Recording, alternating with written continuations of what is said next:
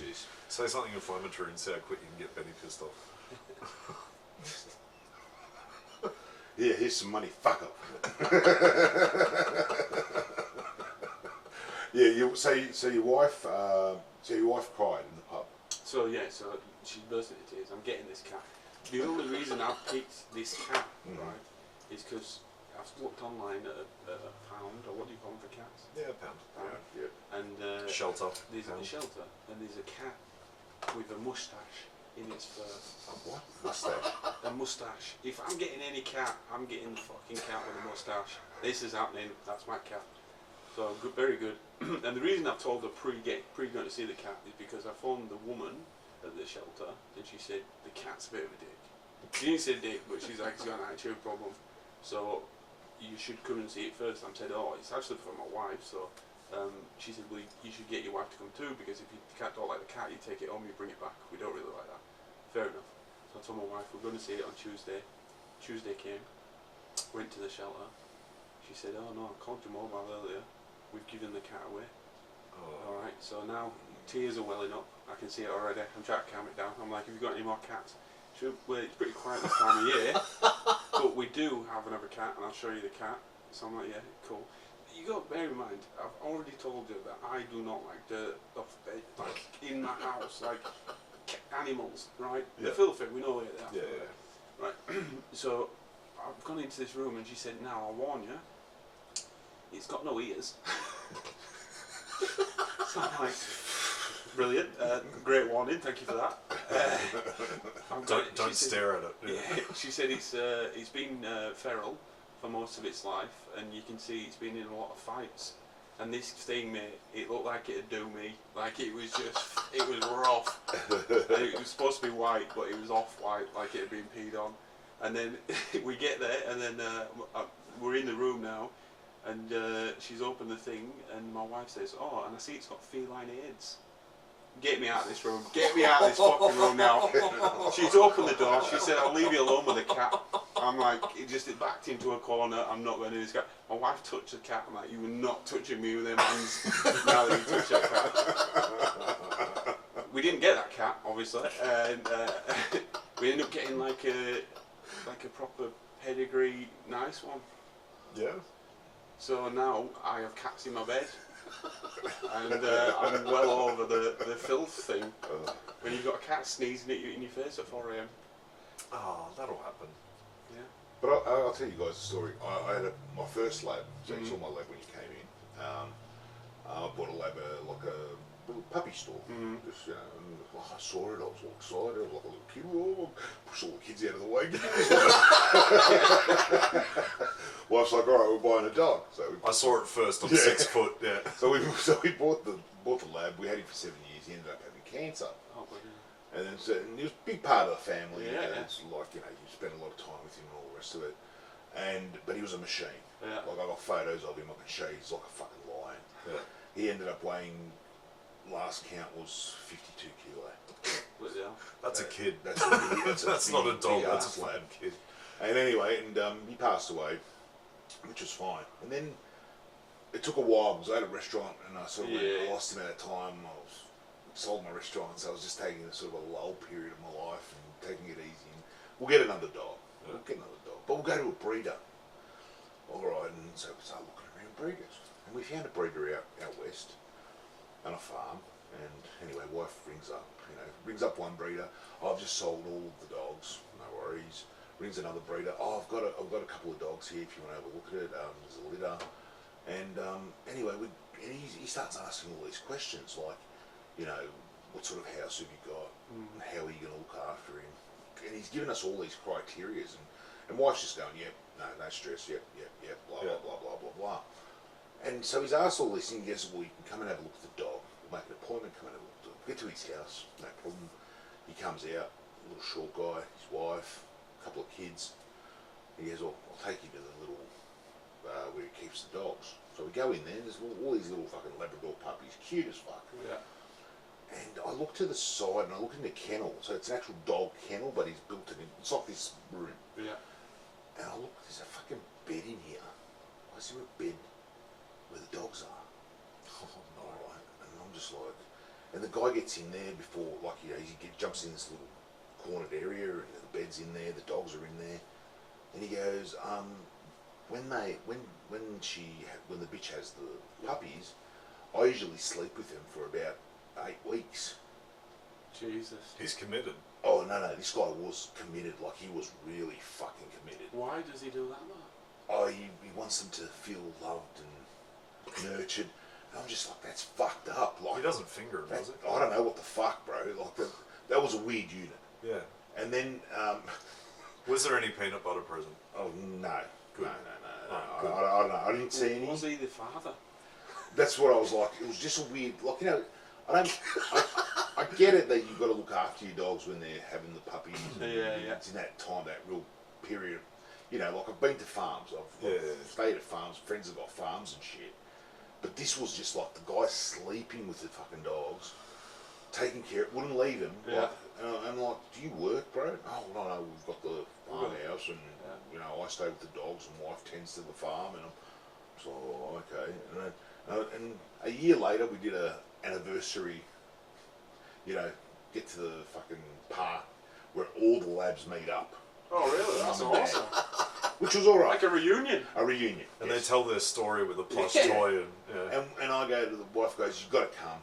I'm not a people person. Yeah, Most of the yeah, times I don't really like to talk. Yeah. that's why we get along. Yeah, Geordie does the talk, and I just.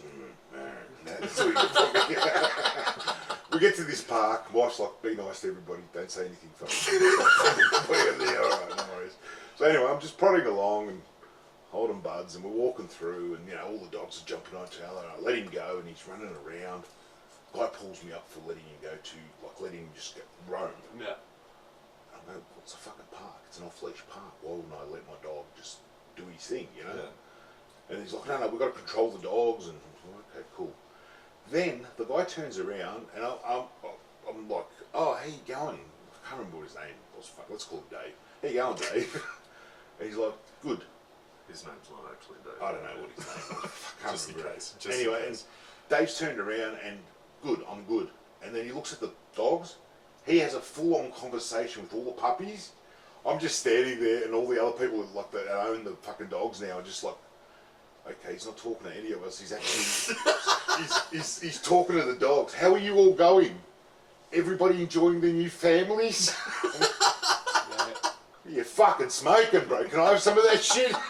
That's what you're worried about, you know what I mean? So that's what I'm saying. So I've gone from being the exact, like, worried about having this animal into my house, now it's sleeping in my bed. Am I now No. 6 Oh, years you're away way from... off. You know what I mean? No. You're way off. Look, Buddy, I love Buddy. Yeah. Like, he's my mate. We do it. Like before, we were getting ready. We're going up to the farm to shoot. He wants to come, Yeah. so he's been following me. Saw me grab the guns. Yeah. He knows when we're going to the farm. Yeah. And he's just like, well, you're not taking me. He knows he's not coming, so he's shitty. So he's in the bedroom now. That prick. Yeah. That So, prick.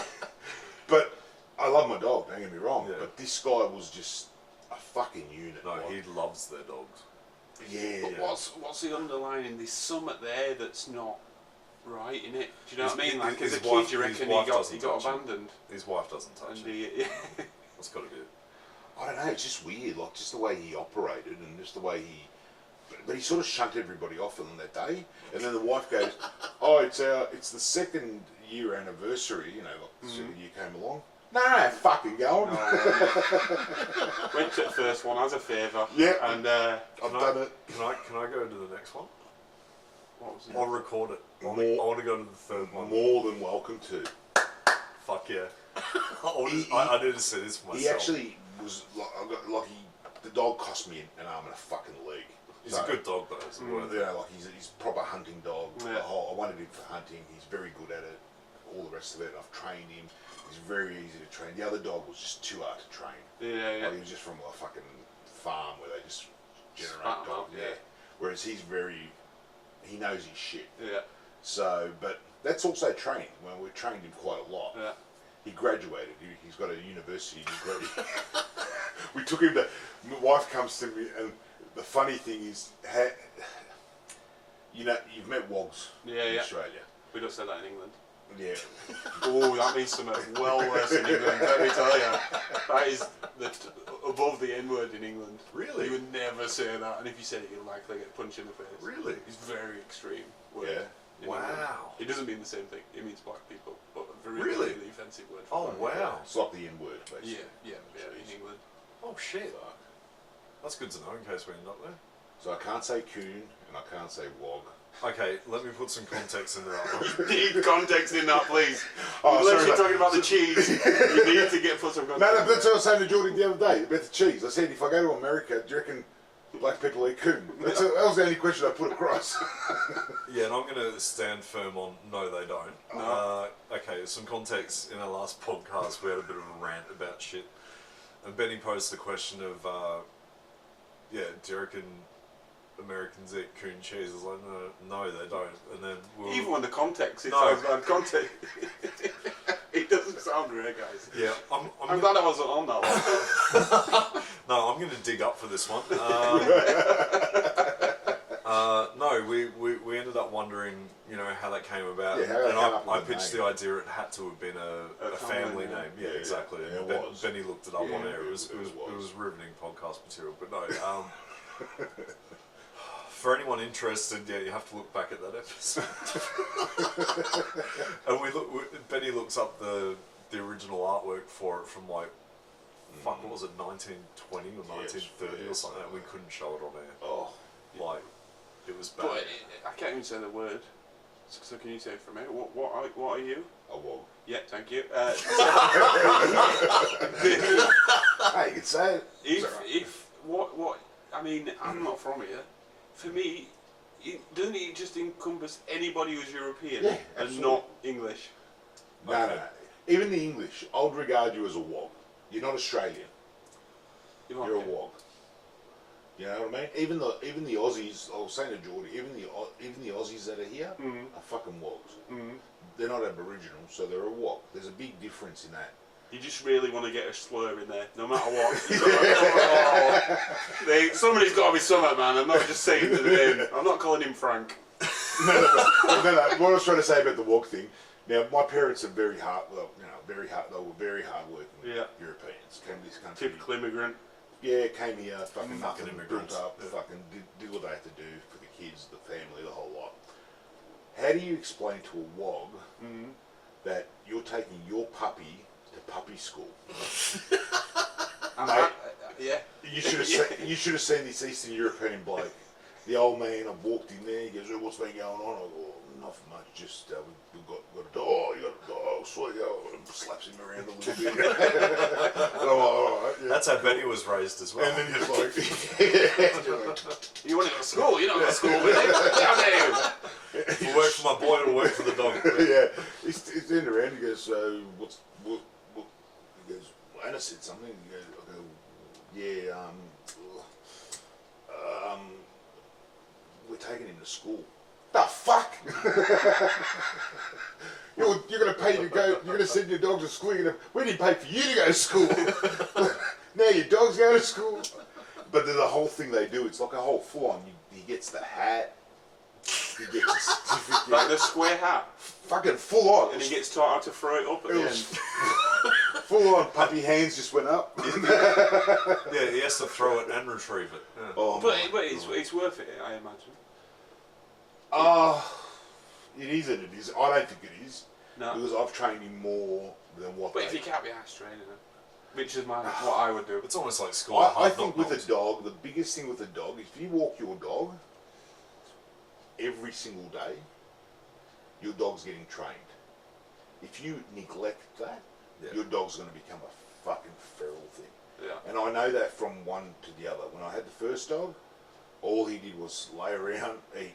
Like you'd sit in front of the fucking, take him to the farm, he'd sit in front of the fire. You'd have to actually physically move him away from the fire. Like he wouldn't move. Whereas this one, like if I just whistle now, if the door's open, I'll whistle, he's in here. So he's very attentive to you, but he also knows that once you've got to walk him, you've got to train him, you've got to, like retrieve. Full-time job, isn't The it? whole thing. Like you've got to show him, you throw it 100 times, like just to... Like even getting him in the car. Like the guys at the farm, you'll meet the boys later. and Anna used to, don't want him to get hurt jumping into the car, so she'd physically lift him, and it's you know, we're all packing heat on the farm going out for a shoot. I'm lifting my fucking Labrador into the car. Wiping his feet. Yeah. And so I copped a lot of shit for that. And it's like, nah, we're spending a good week to train him to jump in the car. Now the only person he doesn't jump in the car is for her. Because he knows, like, just lift me, I'll be fine. And so she has to physically, I've gone, no, fucking stop lifting him. Like, what a smart ass. I run him in, and like, move, go, in the car. And he's like, boom, boom, straight in, jumps in. He can jump over that bloody, this high if he has to. Yeah. There's not an issue at all. Big dog as well. It's a big dog. Yeah. Well, I saw him the other day. It was funny. I took him. I'm going to the house. I've got a house out in West Footscray, and I was going down there to do some reno. And I've gone. I can't walk him. I usually walk him around the area here, and I go. I'll take him down there. There's a dog park in there. All right. But the dog park for me, that is absolutely mixing with people that you don't know what we mix with. No. Don't talk to me about my dog. No. Just fuck off. I'd take my dog to a regular park and let it shit on grass. I'm not bothered. I'm dealing with that dog park stuff. Oh, you've got one of them, have you? Who cares, mate? I don't know you. Go away. Go away. Oh, it's fucked. I agree with you 100%. But the other day was even more fucked. And I've let him go, off the lead, let him do his thing. And he's very friendly. So say hello to everybody, dogs, the whole lot. Yeah. And when he's said hello, he's done. He doesn't want nothing to do with you. And so he's like you, isn't he? Yeah. And so he's seen a massive ass puddle in the middle of this park, and he loves water. Yeah. And he's just gone straight in. This guy comes in with the cleanest fucking golden retriever you've ever seen. Now Buddy's just gone fucking head first, sliding through this water. The retriever's like, "Whoa, I'm gonna do that too." This thing comes out, it's just black, and the guys just looked at me like, "Wait, man, it's a fucking dog park. What do you want from me?" I didn't make the puddle. Go fuck yourself. And then there was this other dog, and this kid had him on a lead, and I could see the dog was a bit wild, so just jumping around everywhere. And the kid let him go. All right, fine. And Buddy's walking around now. Buddy's gone to back to this puddle, and he's in the middle of the puddle, and he's just fucking slapping around. And this dog comes around, he's looked at him, and he's like, "Yeah, what are you doing here?" And the dog's sort of gone behind him and starts banging Buddy, you know, like he's full on fucking going him. And the look on my dog's face, he sort of looked at me, looked at the dog, shook the dog off, and he goes, "We're done, let's get out of this park." I swear to you, it was one of those moments where I've just gone, Buddy's he's had enough of the park. Like, he'd say in a park, he'd say anywhere. Yeah, but a dick up your ass. He's like, "I'm done, I'm out." Especially a surprise dick. Yeah, you know what I mean? That reminds me of one time I went to Revolver, and I haven't gone back there either. I've never been there. I've never been there. People say you got to go. I'm like, do I? You don't. Didn't somebody die in there? Because it opens all weekend. Someone was dead and they found them the next day. Is that a myth? But 2 days later, yeah. I don't want to go there. No, that you doesn't don't. sound You're not missing like anything. No. You're not missing much. No. I went there when I was working at the strippers, and a bunch of us went. What was you doing at the strippers? Was you a stripper? Not stripping, no. No? Female strippers? Female, yes. Okay, thanks for clarifying. Just say you were making no money at that strip club. No, I was actually an MC there. It was fucking awesome. So I was walking around in a suit and tie, and I never thought I'd wear a suit and tie for work. And shit wrapped up early one night, and some of the girls were like, "Oh, we're going to Revolver." I was like, I'm going where you're going. Can I come? Yeah, so we ended up having a staff party at Revolver and hooked up with one of the dancers, and we're in a toilet. We're banging in a toilet, and then a finger just comes out from under the bathroom stall, like aiming for my ass, and I turned around at the right minute, and I was like, "Nah, we're done." It's fucking straight. What? Were you male or female pilots? What was the finger? I don't know. What was the finger? Was it a male finger or a female finger? I was pretty high, so I can't remember. But I was just it even remember a finger? Or it was wasn't just small. paranoid? It wasn't small. No, It it was was a a finger. penis. It was a penis. Well, the door was locked. I made sure of that. But yeah, I haven't been back to Revolver since. But you're not missing anything going. I'm done. I'm done. If I can't talk in a room anymore, I don't want to be in it. Yeah. Do you know what I mean? If anything louder than my voice, I'm out. Yeah, you're not missing much. But no, not at all. But yeah. Well, maybe Buddy had flashbacks to his farming days. I don't know, man, but just the way he looked at me and the way he went, "We're done, we're out of here," and he's just gone straight for the gate, we're walking. And I just like looked at him, he's never done this before. Like, You alright, buddy? But no, I'm ashamed. Let's go, Dad. Get me in the car. Take me home, Dad. I need a bath.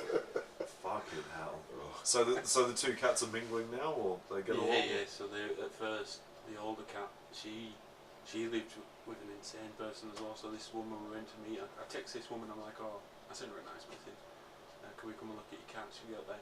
I got there and I thought I'm just going to pick a cat up. But it turns out we got there and this woman lives alone with the cat, and she's got some disease which is like a when it gets worse and worse, like a motor neurons or something. Yeah. So she can't have the cat anymore, right? So I'm already heartbroken. First sentence, I'm like, all this shit. And then I got there, and this cat is like a life, man. Like she sold it us for like, it was cheap. I was like, for the cat, and then she gave us all the equipment, which was probably 3 times what the cat was worth.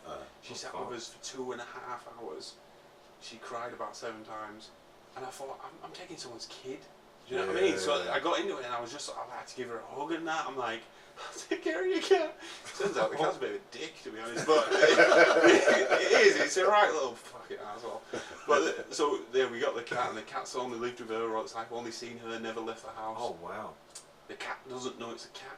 We didn't know this. We thought the cat knows it's a cat because it's a fucking cat. So it's never seen another cat. So we brought in another cat, and it fucking freaked. Like it made noises I didn't know cats made. Like ran away, scratched me, scratched my wife. This cat's like not a nasty cat at all. Wouldn't go near us, like attacked the other cat. Oh wow. We were like, I think we got to get rid of this new cat. So we looked on the internet, which all people should do when they answer to the problem.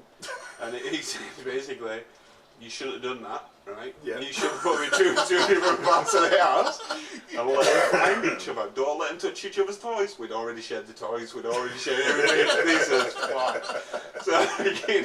So there was real tension for a while. And the little cat, like it's just come from litter, so it knows other cats and stuff. So it's just like, yeah, fuck you. Swiping at the other cat, like I'll fight you. I'm not bothered. The other cat doesn't even know how to fight as a cat. Like he's just like making noises. But now it pins down the little cat and licks it, and they sleep in the same bed and they love each other. So do they bring any? Like both of you guys got cats. Do they bring anything into the house? they don't go outside. No, mine don't go. They go in the outside. courtyard, Yeah. and that's like walled off. But they're not allowed outside because. Dirty. Yeah. Feral. Yeah. No, I don't want cat heads. Basically, I don't want cat heads in my cat. If it does, I'm getting rid of the cats. You know what I mean? This is not a movie where we fight it together No. and we get through this. No. Cats are gone, mate. Get your cat heads out of my house. There's no cure for it. Yeah. No. Is there a cure for the other one now? Who Yeah. knows? We forgot about it, didn't we? I think there's preventives. Yeah, COVID kind of took over. I think. For But what? AIDS. Like Yeah, human but AIDS. AIDS. What I've seen from that is that the cancer curing, like tablets and shit, like the chemo stuff. Yeah. That helps the people with AIDS. There's a whole thing on that. If you ever read about that, that actually people that do chemo, they're given that medicine to the people that have AIDS, which is literally either diminished AIDS from them, like taking it out of their body, Yeah. or it's basically controlled their AIDS. So they're Still not sounding great if you've No, got AIDS, it's is it? not. No, You're on no. cancer medicine for the rest of your life. Yeah. Brilliant. Thank you. Great. Can I fuck Really now? glad I didn't use a no, condom. You still can't That fuck. one time. dirty cats, dirty pussy. That one time I needed $20 and I blew someone. Yeah, fuck. Oh man, mouth aids, that's even worse, man. You just made it well worse. My cats. I built them a cat run that's about half the size of this room. How many cats you got? 3. Coming off the side of the house, they fucking love it. But No, but like if there was a mouse outside, would they attack the mouse or? I had a cat before, and I used to bring it in and put it in the house like a gift, and people are like, oh, you Yeah. should accept the gift. no. Fuck off! No. Like I'm not telling the No, cat like a that this dead- is the like a dead- dead. Just drop it in front of you and be like, hey, you want some mouse? Nah, mate, I don't. Thanks. No, my cats are useless at hunting. Like there'll be a fly, all 3 of them will be like, oh look at that, and then one of them will finally make that right jump and fucking smash it out of the sky, Yeah. and then they just look at it. Get 'em That's it. Like I was on the toilet once, this is before I had the 3rd cat, and there was a spider on the wall, and I fucking hate spiders, but That's weird. but Let if me I know say, it's as there, an Australian that hates spiders, that's mental. why That's not? like We've got saying some of I the don't worst like ones rain. here. Do you know what I mean? It's so weird. It's so weird. No, I can deal with anything other than spiders. Like I had pet scorpions as a kid. I had pet snakes. So what's the spider then? I don't know. They're cute though. What? Have you ever zoomed in on spider little Yeah, it eyeballs? scares the shit out of me. There is a certain set of. This is how deep seated it is. There is a certain set of traffic lights in Footscray that I can't look at because when they're blank, they look like spiders' eyes. You need to go see someone about this I know, because I that do. is I weird need- when you can't look at traffic lights I and need you to see die someone about because you many thought it was things. going green. No, I just don't go through Footscray. It's fine. No, but no. So I'm on the toilet one day and there's a spider on the wall. I don't know what type it was, but I saw it. I was like, okay, I'll take care of that when I get up. And then one of the cats comes in. Doesn't have a door on the toilet for some fucking rentals. And one of the cats bitch slaps it off the wall. I'm like, okay, they come to save me. Then the other one comes in, sits on the spider. I'm thinking she's going to get bitten on the arse. I'm going to have to take her to the vet in like, T minus 10 minutes. Yeah. Obviously finished what I was doing. And then she sits up, sees the spider, just looks at me, then walks away. And then the other one comes up, paws it, and eats it. So now I'm chasing him around the house for the next 2 hours, waiting for him to drop dead. Or like start vomiting or something. Didn't. No. So it sounds like they was trying to help you. Yeah, but at what cost? Like they should have done it. They should have done it quicker. So that's where you made a mistake. You should have grabbed the cat, and if it was on the wall, it's gone. Just pick it up by the strap, so it's like.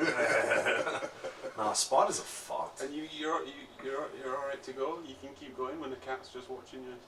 Shit. Yeah, I don't give a shit. They've seen me do worse things. Yeah. Really? I know worse because this is a dilemma for me. Oh, get the cats out of the room. I'm not doing anything with Have the you cats in batted the room. one out with your cat in the room? No, but I've had. You thought about that as well? Well, yeah. well, no, I'm thinking about it because I've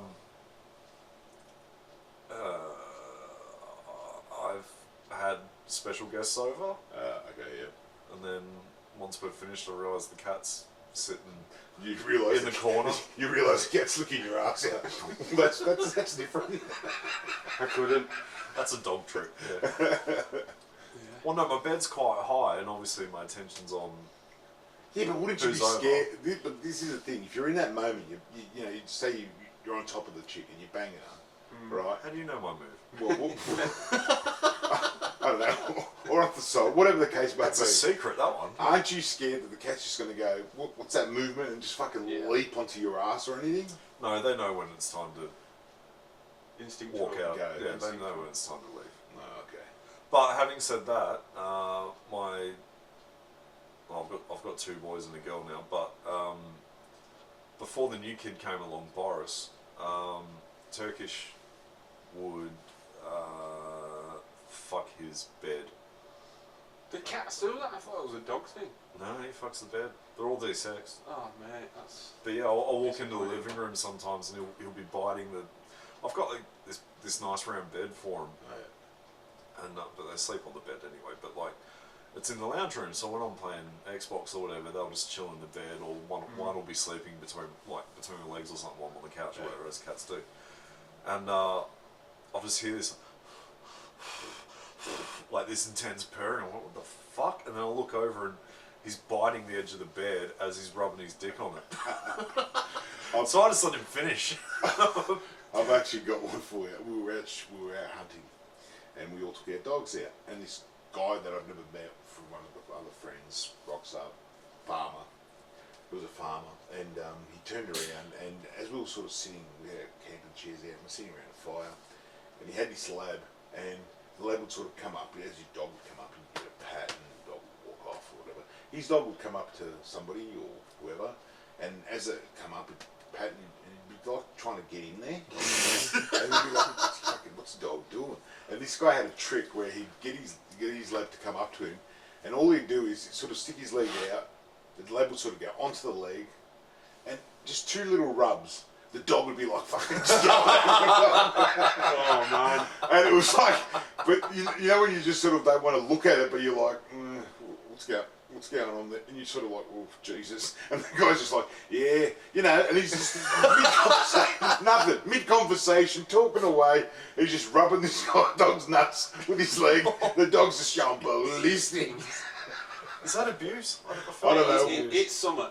I've got a mate, he's got one of them dogs, them dogs that are so inbred they can't breathe anymore. The tiny little things. Yeah. Pugs, And it's retarded. And honestly, it is. Like, it's definitely, you know what I mean, it's not a full shilling. And it just comes at you, and that's all it does. And mate, I can't abide it, me. I'm like, get your dog away from her, I'll leave your house now, I'll leave the house. They'll say, oh, I'll just let him go for a few minutes. No! That's fucked. It's Hang on, I need to clarify something. I don't watch my cat sort himself out. Yeah. But it is kind of cute, like a half hour later I'll see him all curled up on the bed. smoking. He's just completely spent. Got a fag on. Jeez, that was good. Do you need that? Yeah. I think it's adorable. Having really clear thoughts about what he wants to do with the day. Well, that's me done for the day. I'm going to have a nap. Yeah. Oh, I think it's adorable. Oh, I'm just worried I'll get home one day and Buddy's just had a bowl. He's like, you're home? Give us a minute. Just hides his stash. I was in a pet shop in Brunswick the other day, and they do like hash. I don't think they are, but it's got like a hash leaf on the tree, and it might be the oil or something. Yeah. Which to calm your cat down, like an anti-anxiety thing. Okay. So cats can have it, but we can't. Interesting. I don't know if I'd give my cat drugs. I went to get it. There's a lot of talk about cats today, but that's cool. alright. Yeah, we will get to comedy soon. I'm very into my cat. Well, this is much better than talking about Trump for half an hour, so Yeah. I'm in. Yeah.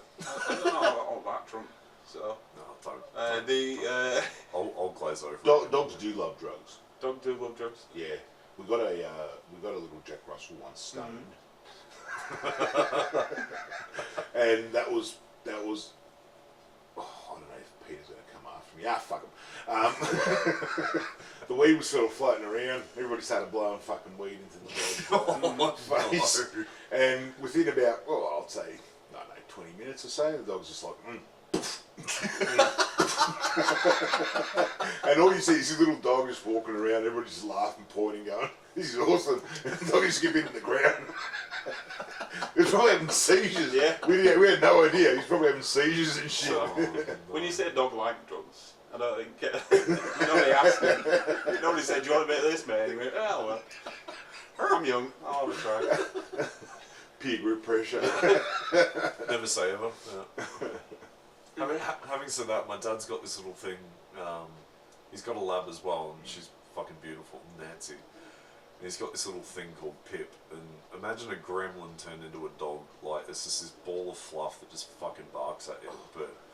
And I've worked out what the problem was. I went to go see Dad, 6-9 months ago or something, and went down for his birthday, and me and Dad, it's the only time I watch sport is with Dad, it keeps him happy, and I'm watching this game, and the dog comes over. I was like, Dad, get that fucking thing away from us. Be barking at me all fucking day. He goes, no. He knows what time it is. I was like, what? Dad's drinking his red as he does, and he dips his finger into the wine, and he goes, Pip, come here. And the dog just comes up, starts licking his finger, and he keeps feeding this fucking dog wine. So the dog's constantly hungover, and it's only like that fucking big. And then just chilled. Nice. So I don't know if you're allowed to do that, but I think you're allowed to do whatever you want. Until someone tells you you're not. Yeah, true. It's such a fucked animal, that thing. They've said don't murder. I've never heard don't put wine on your finger and put it in your dog's mouth. You're all clear, Dad. Keep going. Go for it. The brain's trust has said it's alright. Yeah. Fucking hell. Oh, my old man had a Pomeranian. And Which one's that? Is that the little... That's a handbag dog, The isn't little it? furry, little ranger fucking... Yeah, I know what you mean, yeah. Paris Hilton dog. Yeah, Paris Hilton dog. And he loved this dog. Yeah. And our big ass fucking European guy with this little fucker never fuck with his Pomeranian. Like, there's just one thing he wouldn't do. And I'd always say to him, the dog takes a lot of, you gotta comb it, you gotta fucking, groom it, do the whole lot. Yeah. And him being the typical tight ass swab, no, not paying no fucking enough to do that. I'm gonna do it all myself. every time he'd give it a trim, the dog would end up like a fucking lion. This little thing walking around, this fucking massive fucking, like, around the house, and just like, what the fuck? Yeah, I took him to the thing, the lady that, because if you take him to a normal dog haircut, they're like, no, we don't do cats because they're assholes. Yeah. So I took it to this woman in somewhere around here actually, and she said the little one's not awesome, it loves water and stuff. The old one started having signs it's having a seizure. It started breathing heavy and stuff. So I'm not going to cut it because it might die. She said, but you can go to the thing and you can get it like stuff to mellow it out and stuff, and then bring it back. And I'm like, I'll just cut it my fucking self. So this week I've cut it myself and I've given it like a proper dad haircut, like a proper like straight all around the fur. He don't know any different, you know what I mean? He's loving it. He's still coming to terms that he's a cat. Yeah, that's fucking brilliant. So I do know Pomeranians. Rakesh Martin, I don't know if you know Rakesh. He's got 2 Pomeranians, but they don't look like that, which was what confused me. They look fucked because he adopted 2 Pomeranians when they were 14 years old. Oh, geez. They're both blind. Was that real? That's real, mate. That's not a bit. That's real. The old gals. Right? And he's a comedian, so he's got a sense of humour, but not he's about fucking the dogs, I mate. love Rakesh. I keep saying to him, mate, you have set yourself up for fucking disappointment. These are going to die any minute.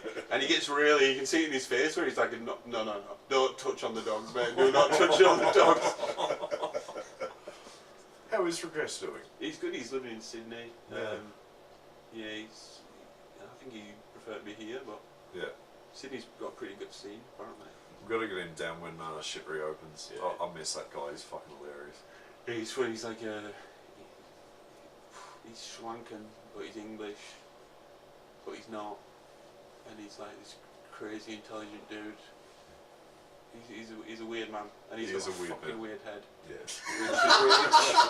When you mix all that together with a head, he's good times. He's a fucking funny dude though. We need to get him on.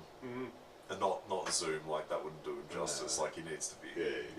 Have you done the Zoom podcast? Yeah, we've done a few. Yeah. It's alright. It's not the same though. It's not. No, It's not. It's. Oh, you got a bit of delay. You got a bit of back and forth of what? Yeah, it'll go quiet and shit. But, Actually, you're second guess since we reopened, but no, it's. I much prefer this. Oh, it's more, we're here. You're in the moment, so in the moment talking about Pomeranians and Labradors and cats. And bestiality, a lot of bestiality. Yeah, in yeah. there. Excuse me. Change That's the tone a little bit. That's our podcast. Yeah. If you haven't tuned out now, Now we failed to introduce you as a comic. That's alright. I mean, who's doing comedy these days? Fucking no one. Yeah, true. Yeah. True. But tell us about your comedy. Where'd you start? How long ago? I started. So I'm not from here.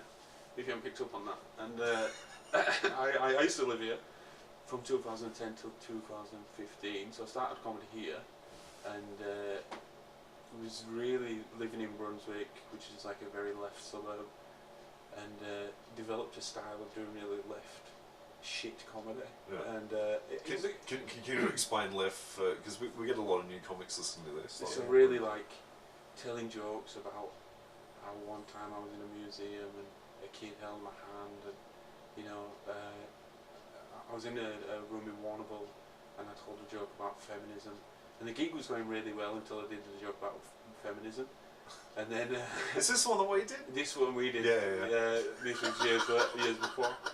And a guy came up to me at half time and went, mate, you're funny, but you shouldn't have done that feminist shit. And I thought, well, fuck you at the time. But then,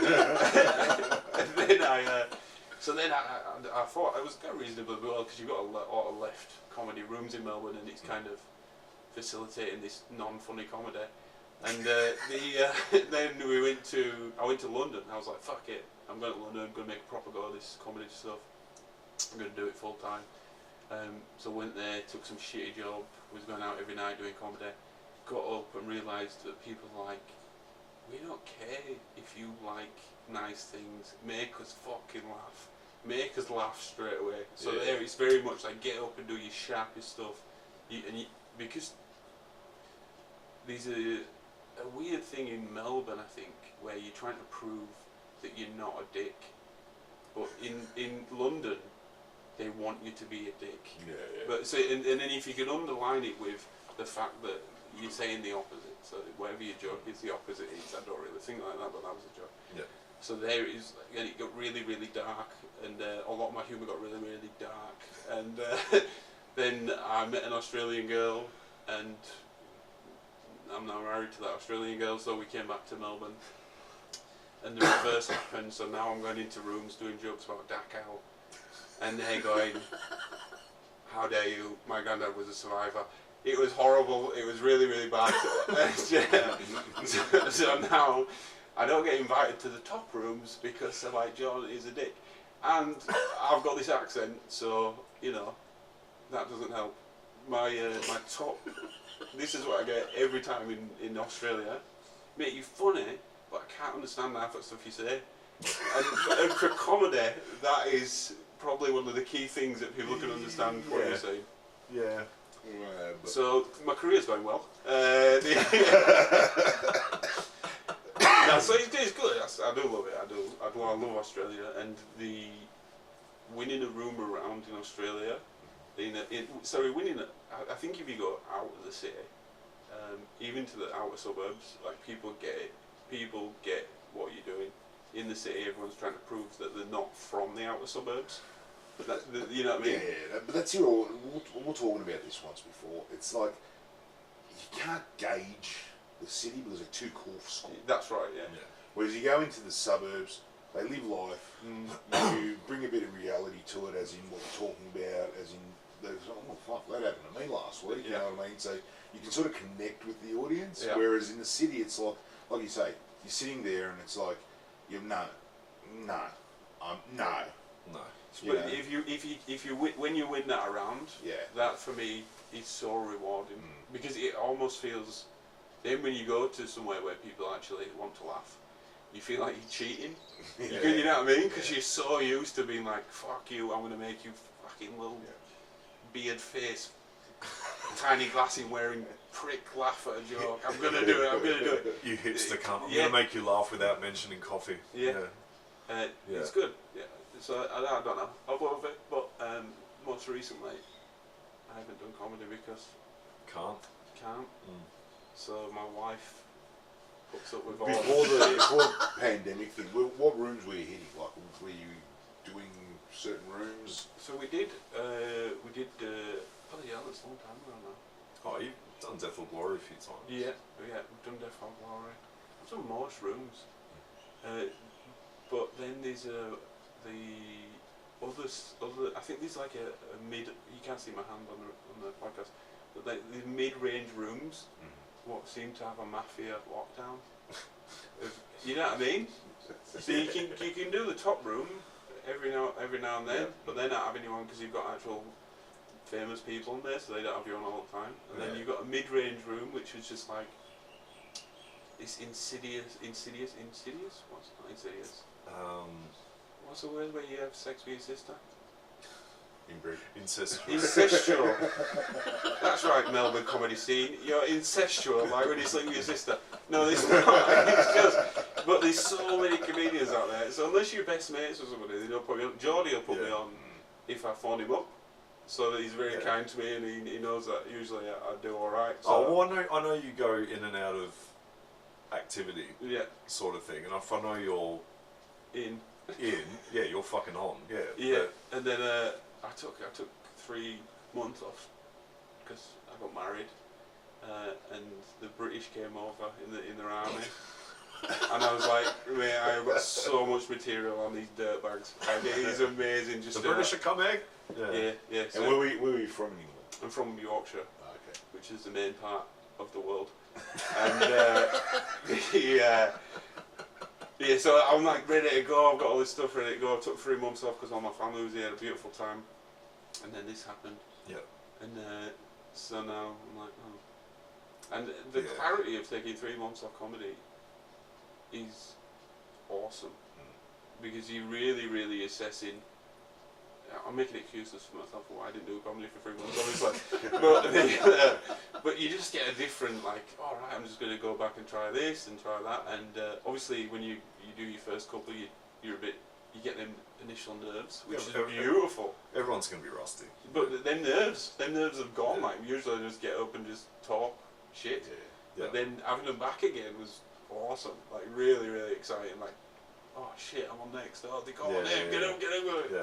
Beautiful. It's kind of like a reset. I tell you what room I did do. It's not funny near the Brunei. Yeah. Love that room. I tell you what, the comedians that go in there are proper.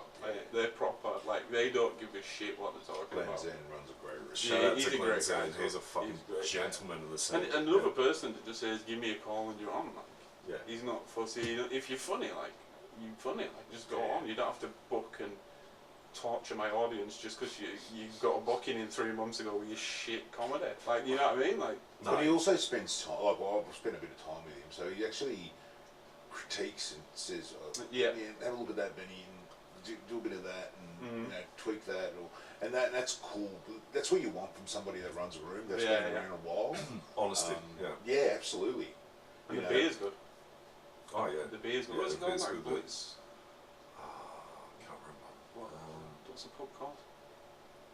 The pub, Yeah. Blitzky's, Blitz. Bergie Seltzer. Bursey Seltzer. I mean, name your pub something that we can remember. Alright?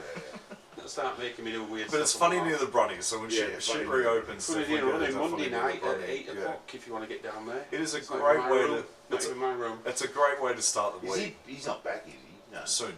Okay. Soon. I told him when he has a date, we'll get him on. Because Yeah. we want to promote the shit out of that place. I love it. But Brunswick's still open. Brunswick is where the night is, and it's just not shut all. I was there. I've been there twice, and it's just the same amount of people on the street. Okay. Yeah. Hipsters don't believe in vaccinations and all that sort of shit. So I'm sure they do now. I'm sure they were like, you know what? My nan just died. I'm gonna get an injection. Get that shot. The funeral was brutal. I cannot go for that again. You know what? I am gonna have a shower today. Yeah. Who knows? But no, funny near the Brody. Fucking. Yeah, it's a good room. It's a brilliant room. You never know who the fuck you're gonna bump into there as well. Like it's a good little hotspot, that one. Well, the last show you guys did there was Yeah. probably a couple of weeks before Corona hit. Yeah. That was probably my last gig, I think. And that was the best. Like, I've been there a few times, and that, you know, when you just go to a room and you just go, like, I love to watch comedy. I don't give a fuck. Yeah, that's right. If Yeah, I'm not doing it, I want to just sit, go and I have a want to watch, I want to have a laugh. Same. And that night, you know, when the whole fucking lineup just hit and hit, and you could just, the room was fucking in a roar. Like, everybody was laughing, you know. And it was funny because I was just sitting there, and when you came in, and I was sitting there, and I'm like a little schoolgirl, and when I laugh, I laugh. Like, I'm just like giggling. You just see this big guy going, you know. And it's funny when it's good, when it's on, and you just, the whole room just keeps hitting. It was fucking beautiful to watch, you know. Well, that's for me. It's the hanging out as well. So obviously, I love comedy, and that's what I want to do. But hanging out with comedians for me is that's what I want to do. That's actually what I want to do in my life. I actually just want to hang out with comedians for my life. Yeah, never a dull moment. Yeah. But you can say whatever you want, you know what I mean? And there's no, all right, that didn't land, but you'll get the next one, you know what I mean? You know what I mean? Let me stop you right there. No, what's your wife's name? Aaron, what he's actually saying, he wants to spend about 70% with you, you're new to marriage, and the rest he wants to spend with the comedy comrades. 70% with you, the rest with the comrades. Yeah. You're married, you're new, I've got to teach you this shit. I've been doing this for, you know, I've been married for 20 odd years, and it's just like, if you don't play this game, you're fucked. No, but Erin's fucking hilarious. Like I remember when I was running that one in St Kilda, and she came along to a few. God damn it, Benny! It's your fucking podcast. Shit. Sorry. Yeah, keep going. I won't. But no, I can only imagine what she puts up with because Yeah, she's got a sense of humour. she's She was very fucking good. hilarious. Hold on. This is, Gaz, are you there? Hold on. Can you hear me? Hold on 1 sec. Is this live? Hey, Gary. Oh no, it's recorded. Hold on. Are We're you there? not live. We've got a first time caller. Long time listener. Wait a minute, mate. Yeah, I'm here, mate. Here we go. Well, we're just doing a podcast, mate. So we're after this, we're heading up to the farm for a shoot. All right. All right.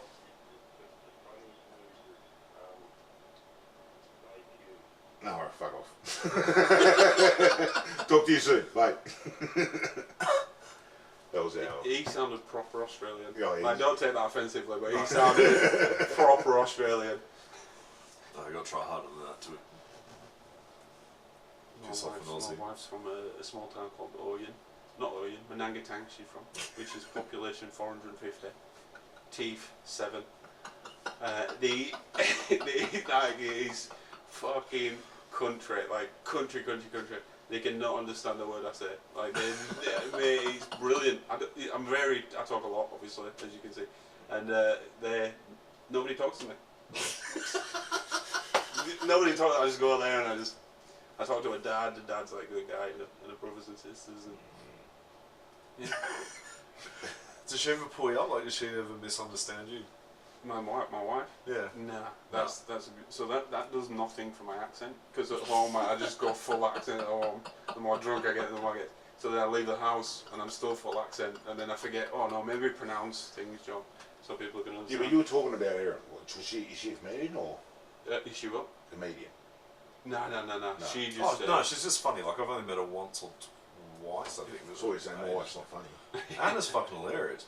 Yeah, I know when she goes out for me, but anyway, that's not the point. Let me just say, I know this is on video and shit, but see, happy life, happy wife. Mm-hmm. Send her hiking, mate. You won't see her for days. Is that what she is now? Yeah, oh yeah. Don't fuck with her in the hiking. You know how I say to Geordie, you know, like if we're playing poker or whatever, and you know, I want a bit of money. Then I look at the boys and I say, boys, wifey needs a new pair of shoes tonight.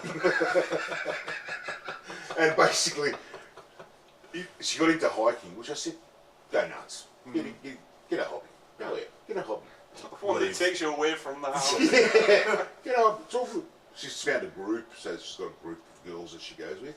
She goes to me, do you want to come to Patagonia, which is a hiking store type, camping, whatever the fuck you want to call it? No. It sounds like a country. Oh, Is it a country? yeah, it's a country, but yeah.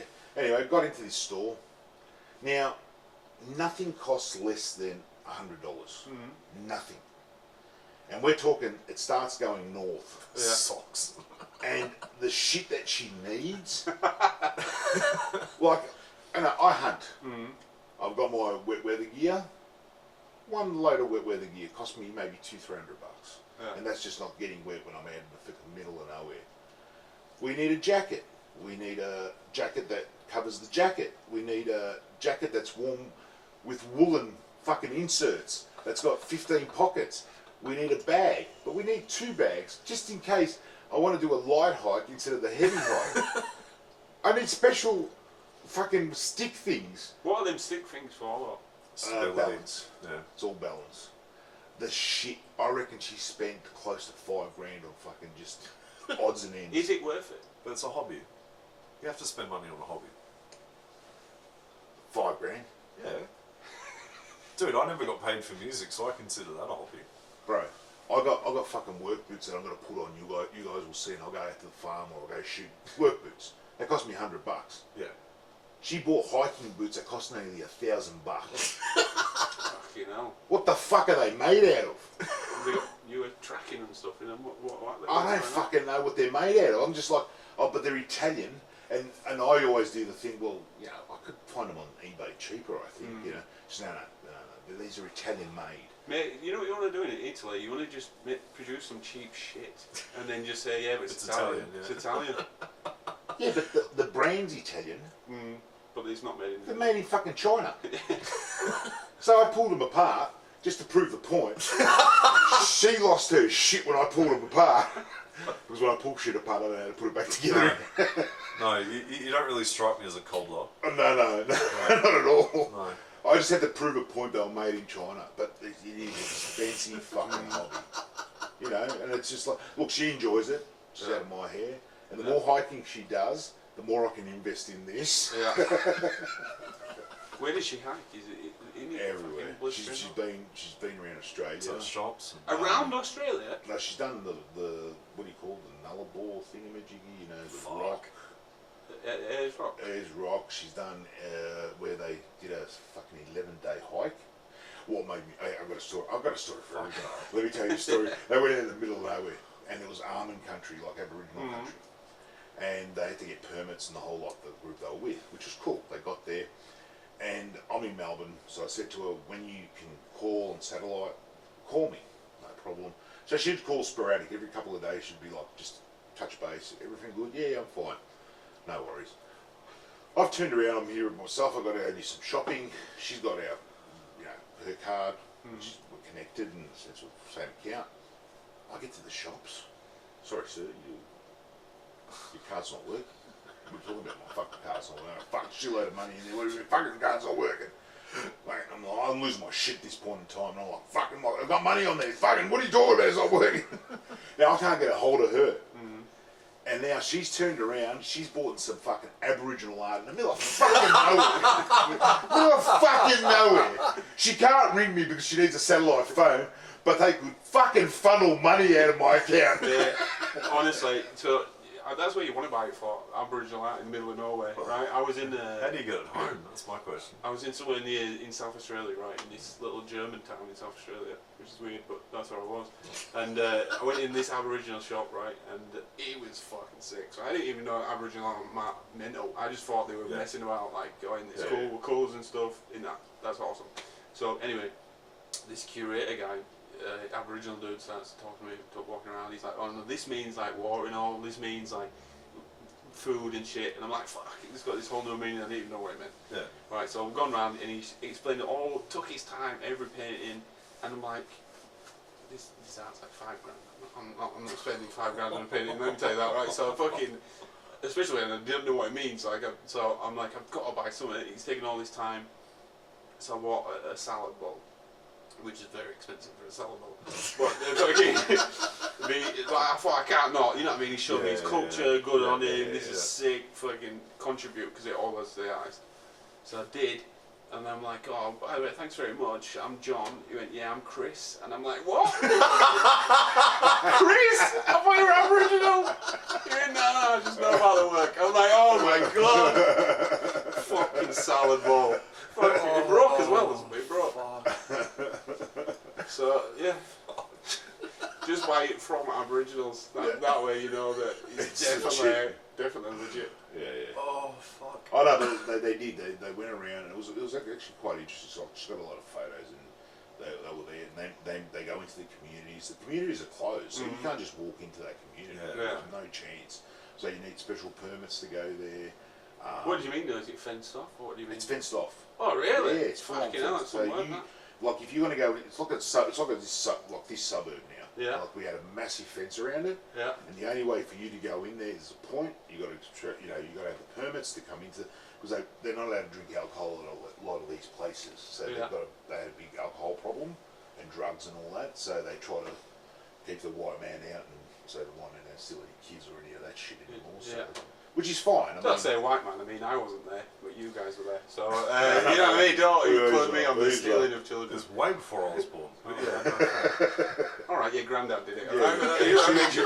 Your granddad was. no comment. Right, no comment. Well, no, as far as I know, my family's been in Victoria the whole time, and that was more of a New South Wales, Queensland deal. Yeah. I don't think we can touch on this. No, you know what I mean? That's a bit. I mean, I can because I'm an outsider. For me, it's like. Oh no. Oh no.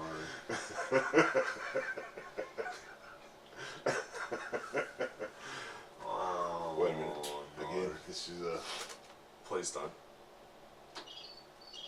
That's more appropriate. No, we learn about that stuff in high school. It's fucking horrible. Yeah, but this is the thing. I still reckon every culture should learn about shit. You know what I mean? Like, we were talking about the Balkan War. You know, and kids know about it overseas, and you talk about it, and it's not a thing that we sort of don't talk about. If people, not me, but if people didn't know what happened in the Balkan War, what happened in the Balkan War? No, like the Balkans. Like, you know, the civil war that we had Yeah. in Yugoslavia. Yeah, yeah. former Thank fuck the Yugoslavia. subjects changed. And then everything just divided. So you had, you know, your Serbs, your Yeah. Croatians, Montenegrins, all the rest of it. And it Your was wogs. one place. Yeah. Now you've got all these little countries within one fucking place. And, you know, you teach the kids about the genocide, the shit that went on there, so it doesn't happen again. Yeah, that's right. And I think that's a good thing where you can actually show people the actual reality of it. You know, we don't want this to happen. That's You know right, what I mean? And I hate when people just go, well, we can't talk about that. No, talk about it. Educate, yeah. I'll give you a story. I was blown away. I was working as a removalist at one stage, and we had a German guy that just rocked up to help out. Backpacker, yeah. And I don't know how we got onto it, and we were just talking. And I was really, I was getting into the YouTube, you know, the World War II and all that sort of stuff. And I said, can I ask you a question? He goes, yeah. Okay. Did they talk about Hitler in Germany? He goes, yeah, we learn about him at school still. And I just went, what? I thought nobody talks about this guy, you know what I mean? Like, no, he goes, no, we're full on, we're transparent on what he did. Yeah. We don't want it to happen again. Blah, blah, blah. And I couldn't believe that. Like, in my head, it was like, no, it happened. Shut it off. No, because you're exactly right in your reasoning. So the reasoning for that is, if you don't talk about absolute atrocities that humans did to humans, you'd be like, well, maybe we should have a dictator. Maybe it would solve our problems. Oh no, they killed a lot, 6 million of us, so maybe don't do that. You know what I mean? Pretty sure there's one in the States at the moment. Yeah. I don't know. Oh, how he's I the feel about closest. him. He's the closest thing to a fucking dictator. Is he? I like his hair. I mean, if I was his age, and whether it's real or not, that is beautiful hair. It looks so soft, doesn't it?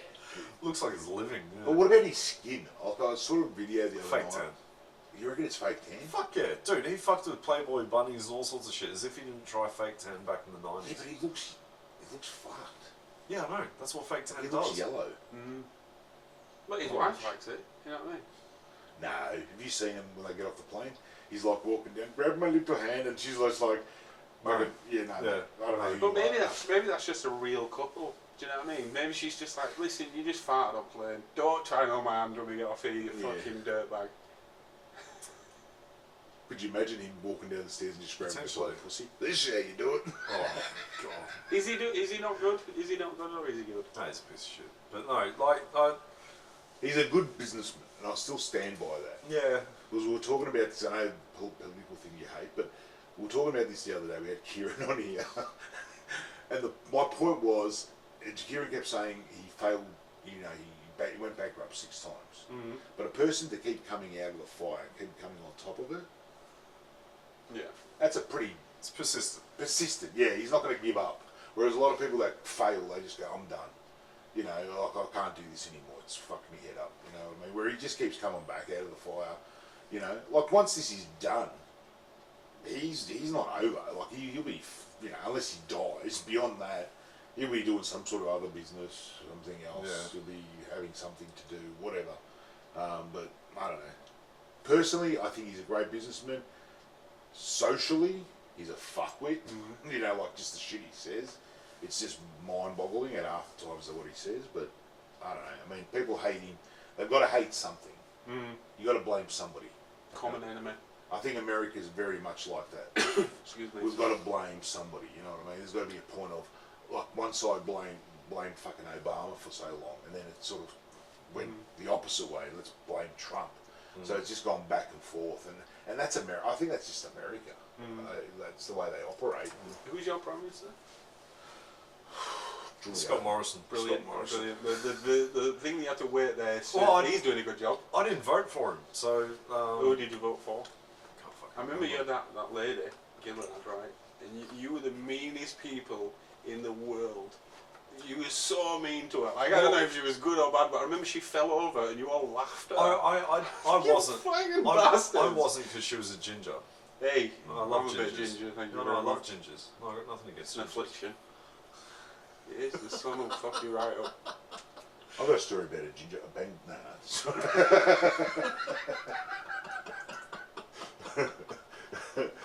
No, but no, Julia Gillard did the wrong thing. She stabbed him in the back. When Rudd was in power, She's just come along and gone, yeah, I'm your friend. Fucking shanked him a couple of times. Yeah, got pushed rid of him him. out. But isn't that their job? Aren't they Yeah, politicians? it is. That's like saying a lawyer charged with that- loads. Like, fucking... Who's your favourite soccer team? Liverpool. Alright, name me 2 players from Liverpool. I can't. I'm not a good fan. I'm not a big fan. Alright, 2 players from Liverpool. They're playing for the same side to achieve the same thing, to win the fucking, the cup. Now, one player stabs the other player, but they're on the same team. That's the retard. Well, if it's Liverpool, they might literally stab each other. Yeah, so sure. you got to rephrase that. Yeah. No one's from Liverpool or in Liverpool. That's why I don't know the names. They've all got fucking... But you know what I'm trying to say? They're on the same team. So Fucking why the fuck scousers. would you try to take him out? And that's where everybody sort of hated him. And she took him out. Literally, there was no, let's go to an election, let's go to a liberal, vote. Nah, she just went, he was in power. Nah, he's not doing well. Let's take him out. And that's how she took him out. But that's good business, isn't it? Nah, but you're taking one of your own out. Again, that's good business. You isn't it? build an army. If Was you're Rudd good? No, he was an idiot. no, he's a fucking. Well, there you go, you know what I mean? Exactly. So, like, if you're GM, Yeah, but she wasn't Isn't any doing better. the right That thing. was my whole point. She was but- still under his. They were still under the same. They were still under the same bullshit they both were doing. It didn't matter who went in.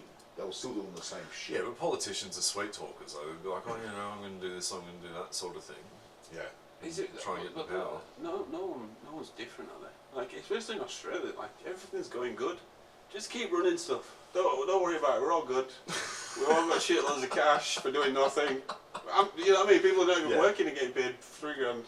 It's what a country. What a country. They're getting paid more than the people working. Imagine you're in Africa, right, and you can't Yeah. afford to eat, and put someone. They're getting $3,000 a month, just because we think.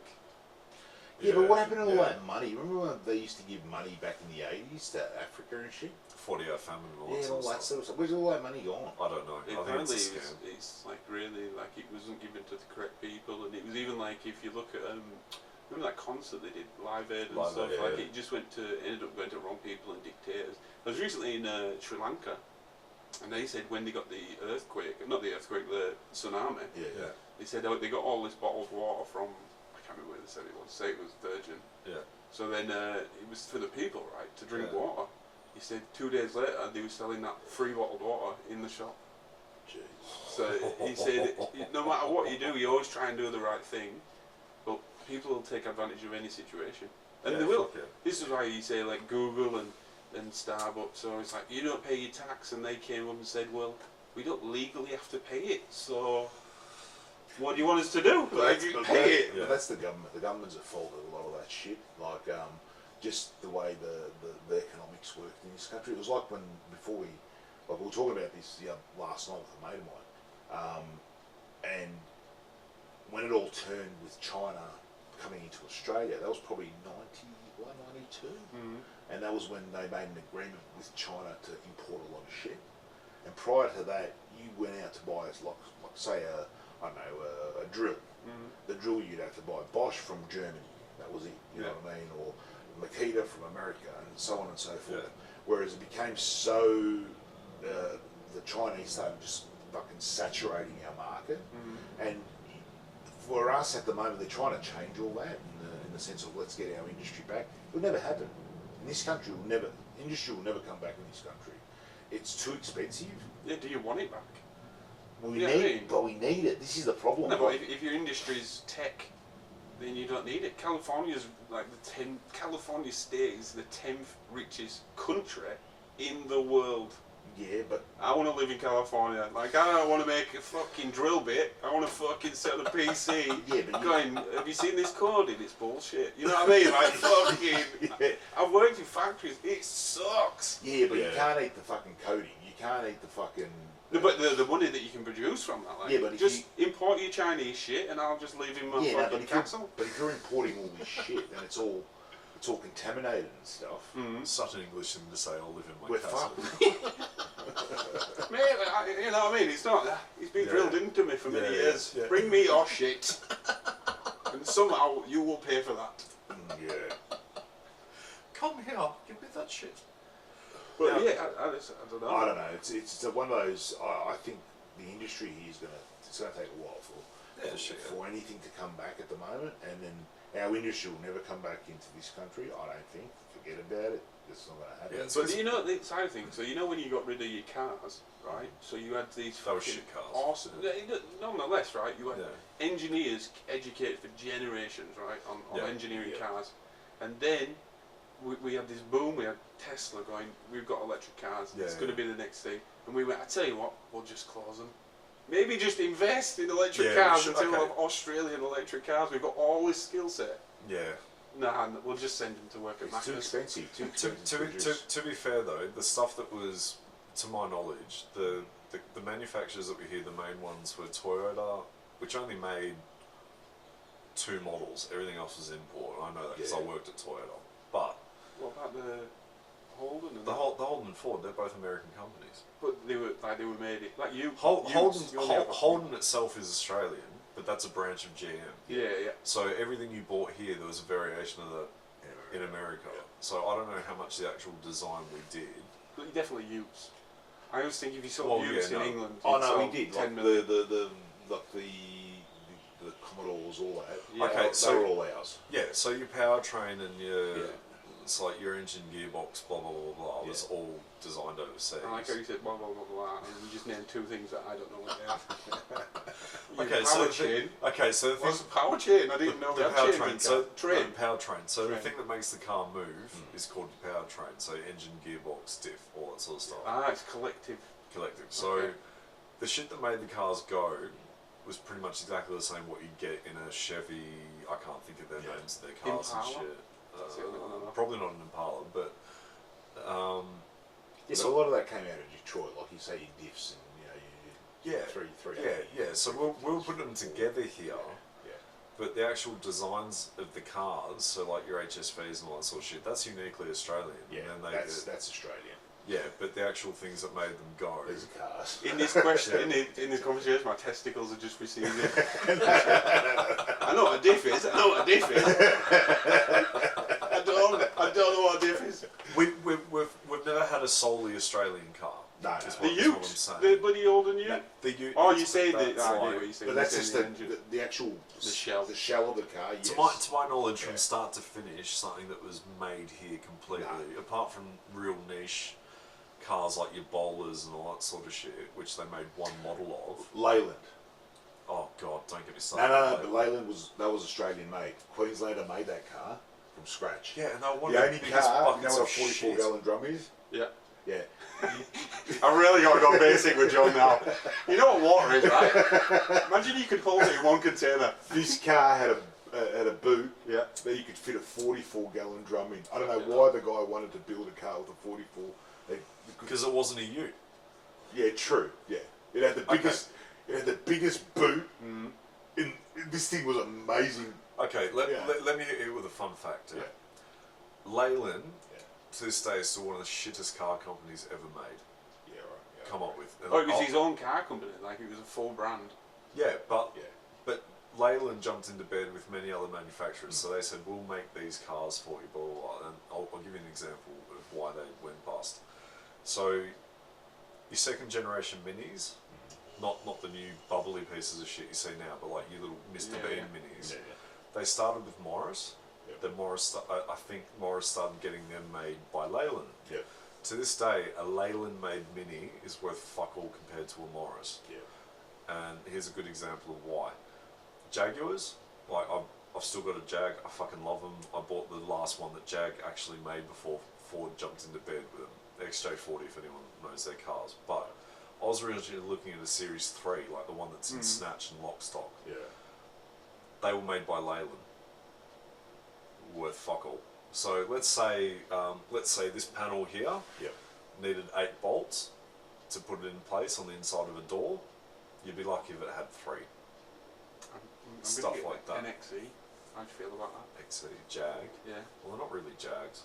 Come on, What about man. the I can't afford the sports car ones. XJ1. Oh, XJ is a very broad. The one with the 2-door one with the top. Okay, so that's a late 80s, mid 90s. Yeah, that one. That's the last one made by Jag, so it's still had real wood, real leather. Yeah, that was a nice car. They are very nice. You were- get them cheap now. Yeah, they were a very nice car. But a Leyland built Jag, Yeah, it wasn't worth shit. stay the fuck away from it because they were so poorly made.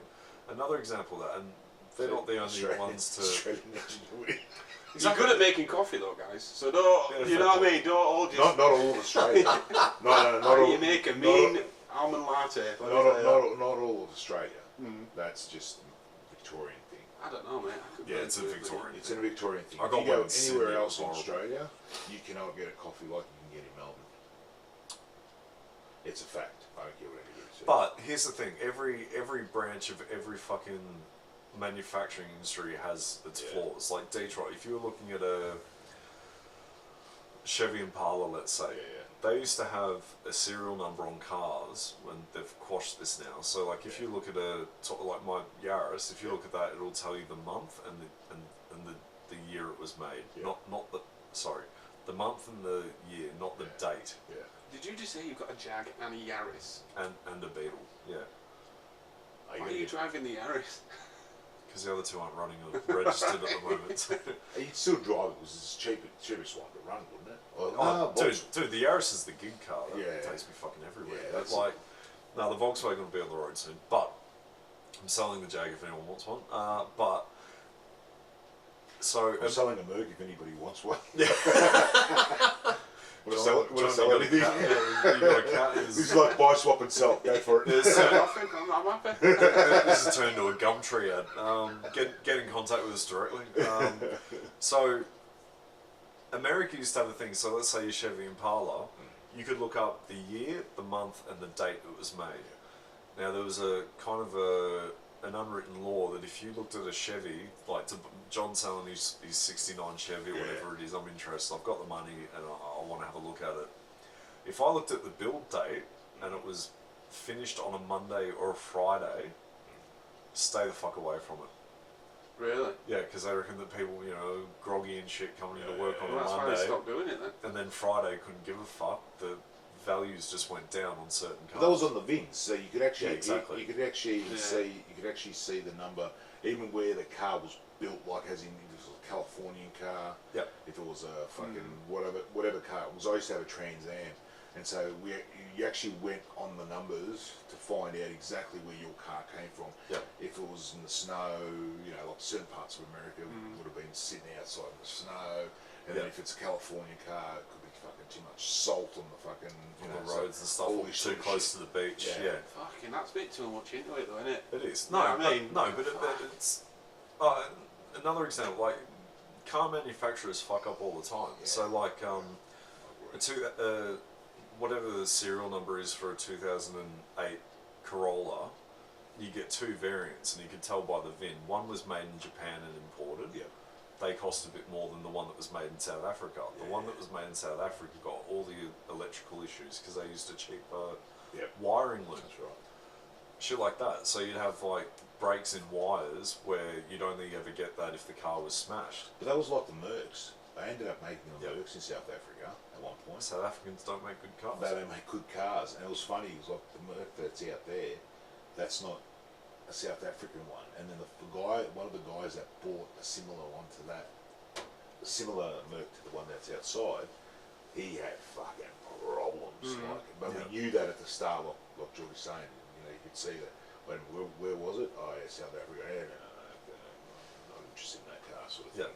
You'd sort of keep away from certain cars from where they. It wasn't like because they were just using cheap fucking inferior shit. And it's costing you more money trying to get it fucking going and stuff. But back to my point, like we got caught out. Simple as that. Like we had a plant in Altona, putting together two models of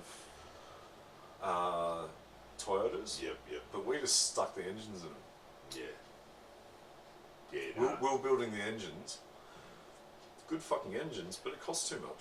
No, but we can still. But this is the thing that I don't even get. Like you look at South Australia now with all the Tesla shit they've got out there.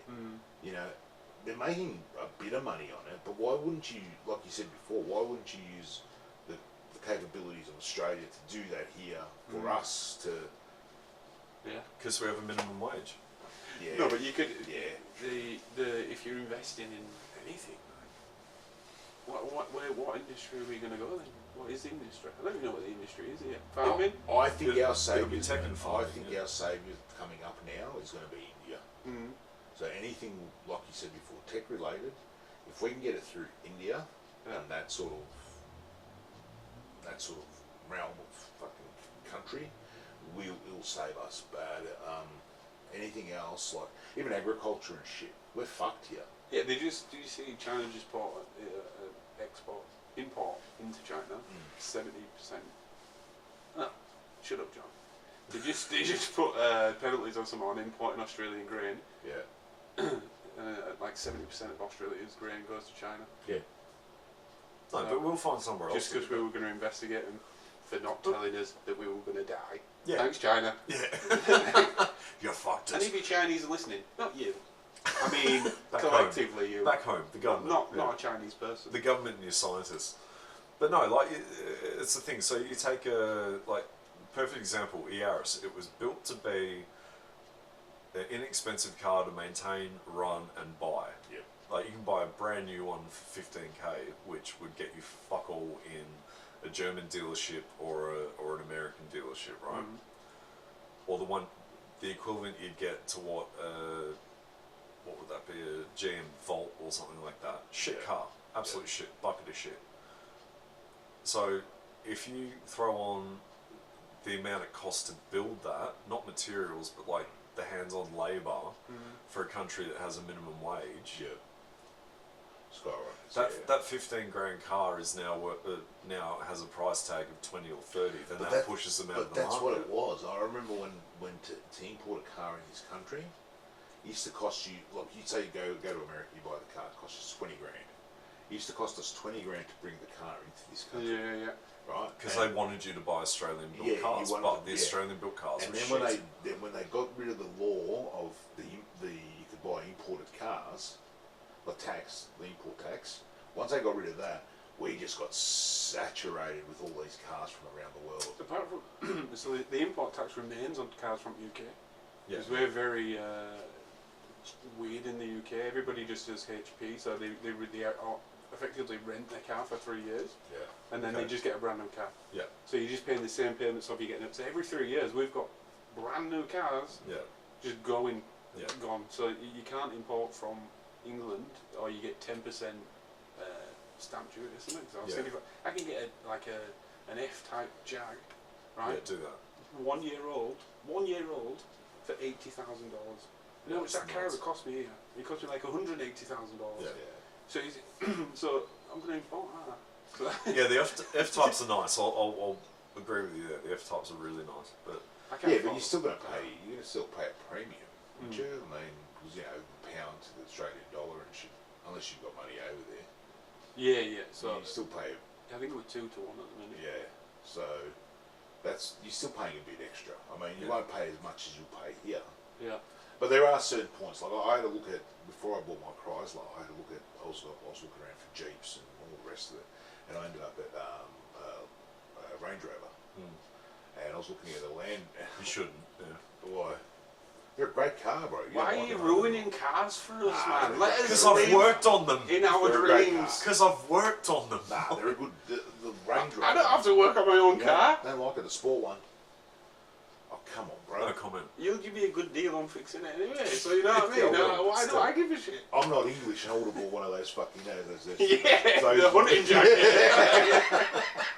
Fucking Yeah, I hat, love it. yeah. Like, I'm not like I've lived here a long time, but I'm still an English prick. You know, like I still like the English stuff. That's why I like a Jag. That's why I want a Jag. I wanted a Jag for my wedding, right? I wanted. My wife said you can pick the wedding band, so I got a 7-piece. Bosh, have some of that. You say I could pick it. I'm getting a 7-piece. So that was ridiculous. I should have done that. So then I'm getting the car, right? And she said, she didn't say. She said, "Do you want to do something?" And I said, "Yeah, I'll get the car." So I searched for 3 months for the car, right? Because I wanted like an old Jag, but I didn't want a 20s Jag. Yeah. Because they're like, I don't want to look like mafia. You know what I mean? Yeah. So I wanted like so I got a 1959. You know the Jag at the front, it comes up a lot. It kind of looks like a ship bowing through water. Yeah, it's I can't remember what it's called. So I found this guy.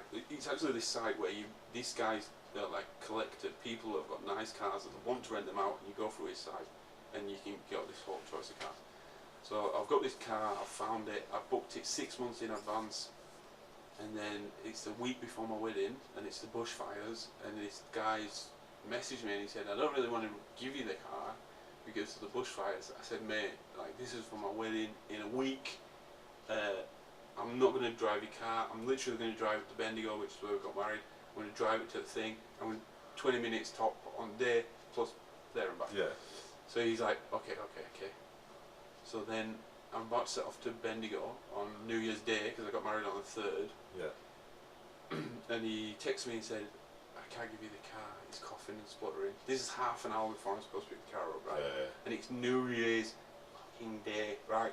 I'm like, mate, this is for my wedding. Like, what are you talking about? He's like, I can't give you the car. I'm like, okay. So now I've got all this stuff, like, ready to pack, ready to go. I don't know what the fuck I'm doing. And I had to go to the airport and rent a BMW just to shit. Man, I was so upset. Oh my god, there was no rental car places open, no nothing, and I just got this shitty BMW. And then in the pictures, the photographer's like, "Can you take pictures in front of the car?" And I'm like, "Fuck you!" Like some fucking. I don't think there's anything wrong with BMWs, but I just really wanted that car that I got. Right, God so damn it. Yeah, we had a Jag when we got married. Yeah. And we got married, fuck it hell. I got married in February, start of February, and I reckon it was the hottest. It was recorded as the hottest day in February. And fuck me, this Jag, like the guy was, the old man goes, because I said to my old man, I don't want to do a wog wedding. I just want to have a barbecue. He lost his shit. So the old wog just went, here's $100 grand, just sort this shit out. I don't want to fucking embarrass my family. I don't want a sausage sizzle, is what he's saying. Yeah. So he's literally, you would have laughed. We put a wedding together within, I think it was 6 weeks. And like I had connections in the dress game, fucking the whole lot. And anyway, I made a few phone calls. My wife's getting fitted for dresses. Was you in the mafia? Like, I was like, I've got connections in the old dress game, you know what I mean? Don't answer that. In the dress, what even is the dress game? I don't even know. Oh, the wedding dress game. Yeah, like just okay. if you need pants, you need anything the rag trade. Yeah. I know people in the rag trade. In a lot of trades, but that's not the point here. The point is Mickey Blue Eyes will do you a nice 3-piece, no problem. Yeah, actually, I had a 3-piece, which made me laugh. I got rid of my 3-piece, and I've got to get another 3-piece. But that's another story altogether. And we got this Jag, hottest day, lovely car. It was like 54 the year over, so it was like you say the round, fucking beautiful, fucking stunning. But oh my fucking god! And there was a limo. Yeah. Mate, I was losing my shit.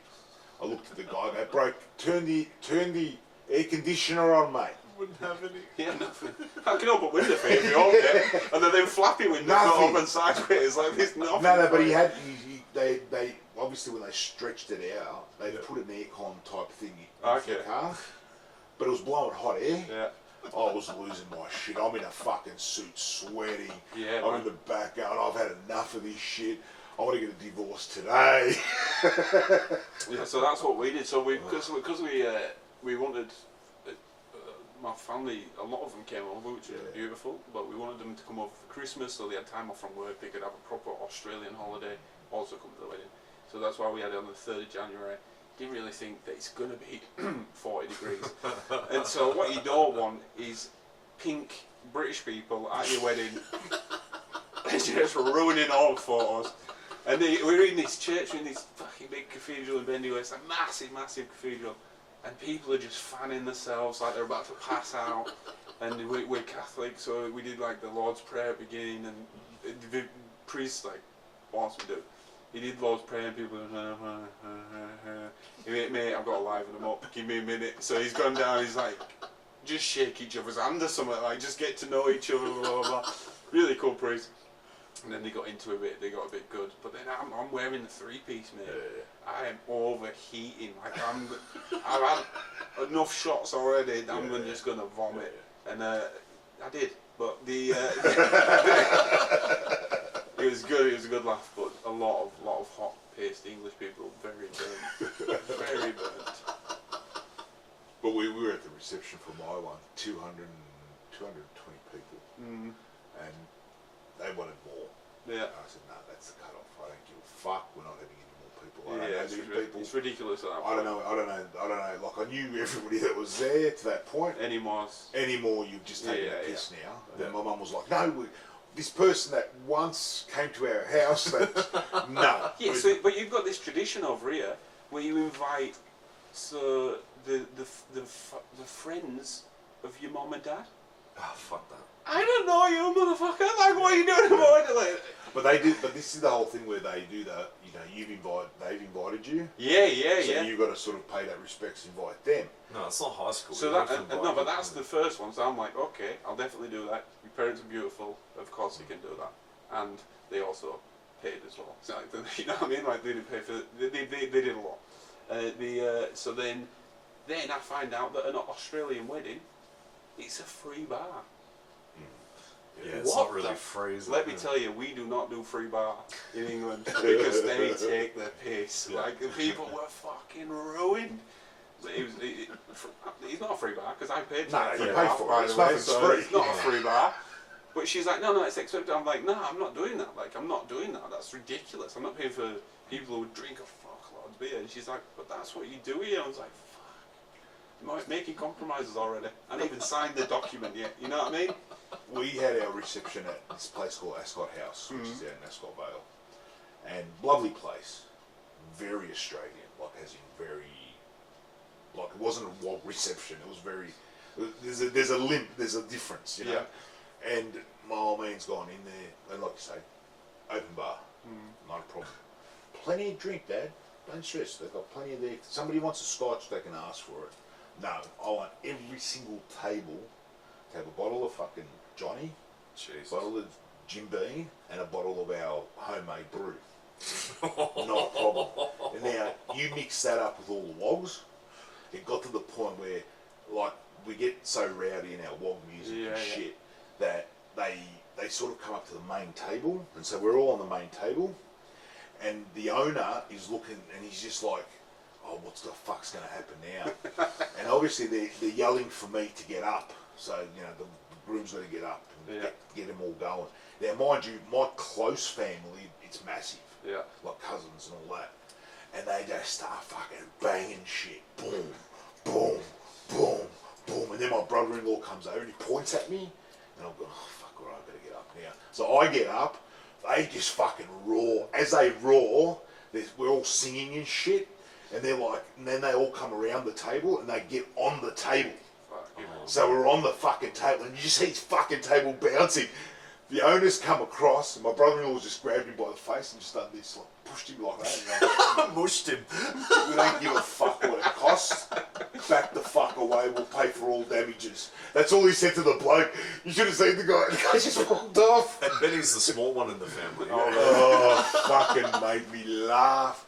Oh God, but it was just, and so I think our wedding set that precedent of being so rowdy. Yeah. And it just started getting fucking. We start to each other. I've seen fucking guys walk into a fucking wedding, and this is God honest truth. Walk in with a book of fucking phone books, right? Like say, I don't know, 10 phone books. They carry them in, place them wherever they're sitting. They're all dancing and shit. Into the books just to make that atmosphere. Fucking hell, I would leave. Nothing. Nobody says a fucking word. It's just like, it's part of our culture. It's part of I don't think it is a part of your culture. And if you're sliding that in there, no, that's what we do. That's what we do. Are you going to stop me from praying next? But it's just funny because the looks that you see of people that have never seen it, it's just pride. Like you say now, you're just like, I want to get out. I'm done. Yeah, we picked it because English, the reputation is very valid on the drinking side. So we the woman that her husband who owns the venue, he's Scottish, and she said, "Nah, do not." She said, "Give them shots at 10 o'clock," because we did a whiskey bar and that. And I was like, no, they're good, they're good. She went, "No, seriously, they will be trashed." And I was like, "Oh yeah, cool." And then 10 o'clock came, they were trashed. Like, she came over, she said, "Do we do shots one by one?" I went, "Mate, we don't drink like that. If they ordered 20 shots, give them 20 shots." And I'm like, "You want to remember it?" That's people say, "You got to remember it, you got to remember it, you got to remember it." So I'm like, "I'll only do 4 or 5 shots." So I walked past the bar, and now I've done 3. I've only walked past the bar, like I've done nothing. And I was like, I've got to get away, because once I get drunk, I'm fucking loose. So I keep going past the bar. Now someone's grabbed me to talk me over here. Shots are getting sent to the table where I'm at, and I'm just like, "Get me outside to go outside." I literally have to be like, "Make a decision, man. Yeah. Do you want to dance naked on your own table?" Which has happened before. "No, you don't at your wedding. Get it together." So yeah, no guns at my wedding. Is that cultural in the sense of, as a kid growing up, do you sort of drink with your family? You drink, man. Yeah. So you drink from. My grandparents used to give me a sherry when I was like 6, 7 at table. Like, you can drink. I probably don't do it now. Maybe this is weird, but yeah, I could always drink. I was always like a drink from me 10 if I'm in the house. So I could drink beers with my mom and stuff, and like, she didn't let me get fucked up, but like, I could always drink, and it's just ingrained. So like, you got to remember, we don't go outside because of the weather. So all our memories are in the pub. Like, it's always in the pub, and that's where you have a laugh, and that's where you know everyone, and you run off with your kids and mates, and you always smashing beers when you're a kid, and it's just a culture of that. So when I came here and I'm like, "Oh, we've got a pub," and then I realised I'm sat in a dingy pub and it's fucking beautiful outside. I'm like, what the fuck? This is why nobody drinks like that over here. Like, there's actual happiness over here. There's actual valid happiness that doesn't need medication. Just bring it back to comedy before we wrap up. One thing we like to ask is, do you recall your worst bomb? Oh god, there's been so many. Yes. And how long have we got left? Because it's about a 5-minute story. No, go on. Yeah. So this is when like I said earlier, I'm doing really fluffy comedy over here. I go back to the UK. So I go back to the UK. My friend's in a band, and they're quite successful in the area at the time. And he said, "Oh, do you want to do a gig?" And I'm like, he said, "You can open for us before we go on." And I was like, "Yeah, that sounds awesome. Like, really be keen to do that." He said, "Oh, it's at the old post office." And bearing in mind, I've only got about 15 minutes in my locker at this point, so I've only got 15 minutes set. And he's like, "Oh, so we put you on the poster, and you probably do about half an hour before we go on." I'm like, so, like, and it's a music concert, right? So like, at the time, I'd never done a warm-up gig like that. So I was like, okay. Yeah, that's tough. But I'm on the poster, you know what I mean? So I'm like, "Oh, okay, I'm fucking doing it." I said, "Where is that?" He said, "It's at the old post office." And I haven't been home in 2 years. I'm like, "Oh, they must have closed the post office down. It would be a sick venue. Awesome." I'm like, "Oh." He said, "Oh yeah, it used to be called this old pub name." And I'm like, fuck.